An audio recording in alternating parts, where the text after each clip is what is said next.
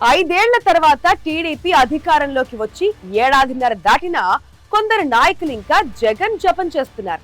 ఉమ్మడి నెల్లూరు జిల్లా వ్యాప్తంగా కూటమి ప్రభుత్వం అధికారంలో ఉన్న కొన్ని నియోజకవర్గాల్లో ఎమ్మెల్యేలు వైసీపీ నుంచి నాయకులను అందలం ఎక్కిస్తూ మొదటి నుంచి పార్టీనే నమ్ముకున్న నాయకుల నోట్లో మట్టి కొడుతున్నారని విమర్శలు వినిపిస్తున్నాయి. దీంతో మనసొక చోట అనేలా ఉంది కొందరు అధికార పార్టీ నాయకుల వ్యవహారం. తిన్నంటి వాసాలు లెక్క పెడుతున్నదెవరు? పొరుగింటి పుల్లకూర కోసం సింహపురిలో లొట్టలేస్తున్నదెవరు? Let's watch.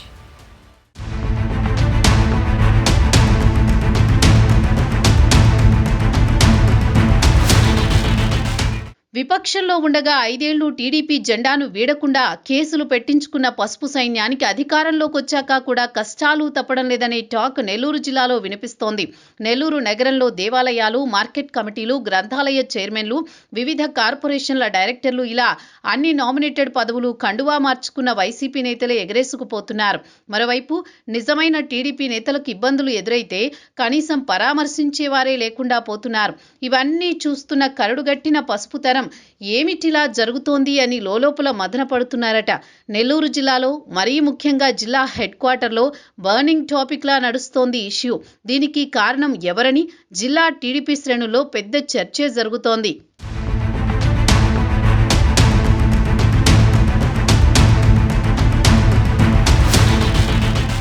కూటమి ప్రభుత్వం అధికారంలో ఉన్న ఉమ్మడి నెల్లూరు జిల్లాలో వైసీపీ నుంచి వచ్చి కండువా కప్పుకున్న వారికి ప్రాధాన్యమిస్తున్నారు టీడీపీ నాయకులు. నియోజకవర్గ స్థాయిలో గల్లీ స్థాయి నాయకుల నుంచి మండల స్థాయిలో సొసైటీ చైర్మన్లు, ఆలయ చైర్మన్ల దాకా కొత్తగా పసుపు కండువాలు కప్పుకున్న ఒకప్పటి వైసీపీ నేతలే చక్రం తిప్పుతున్నారు.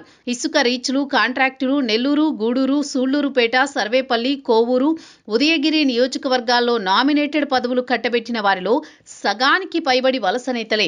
దీంతో మొదటి నుంచి టీడీపీ జెండా పట్టుకున్న నాయకులు తమ మనసులోని ఆవేదన ఎవరికి చెప్పుకోవాలో అర్థం కాని పరిస్థితిలో ఉన్నారట.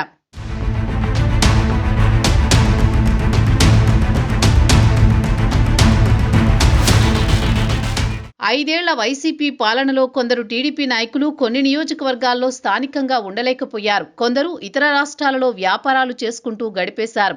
కష్టకాలంలో పార్టీ కోసం నిలబడి వైసీపీని ఎదిరించి కేసులతో పాటు ఎన్నో ఎదురుదెబ్బలు తిన్న టీడీపీ నాయకులు పార్టీ అధికారంలోకి వచ్చినా ఉపయోగం లేకుండా పోయిందని మదన పడుతున్నారట. మరికొందరు నాయకులు తమకు అన్యాయం జరుగుతోందని ఎమ్మెల్యేలు, మంత్రులకు చెప్పినా వారి చెవికి ఎక్కించుకోవడం లేదని ఆవేదన చెందుతున్నారు.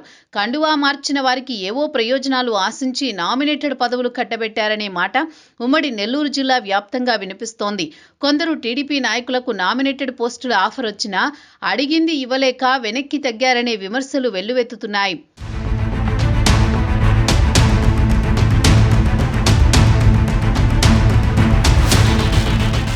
అపార అనుభవం ఉన్న నేతలు టీడీపీలో జరుగుతున్న అంతర్గత సంఘర్షణను గుర్తించలేకపోతున్నారా?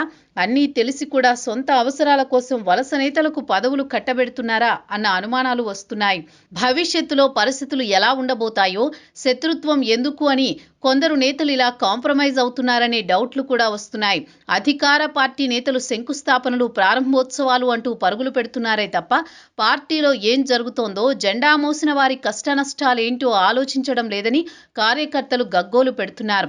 పరిస్థితులు ఇలానే కొనసాగితే రాబోయే రోజుల్లో పార్టీకి ఎదురుదెబ్బ తగిలే అవకాశం ఉంది. లోలోన అసంతృప్తితో రగిలిపోతున్న పసుపు సైన్యాన్ని ఓదార్చి కార్యకర్తలకు, గల్లీ నాయకులకు ఇకనైనా ఎమ్మెల్యేలు, మంత్రులు భరోసా ఇస్తారా?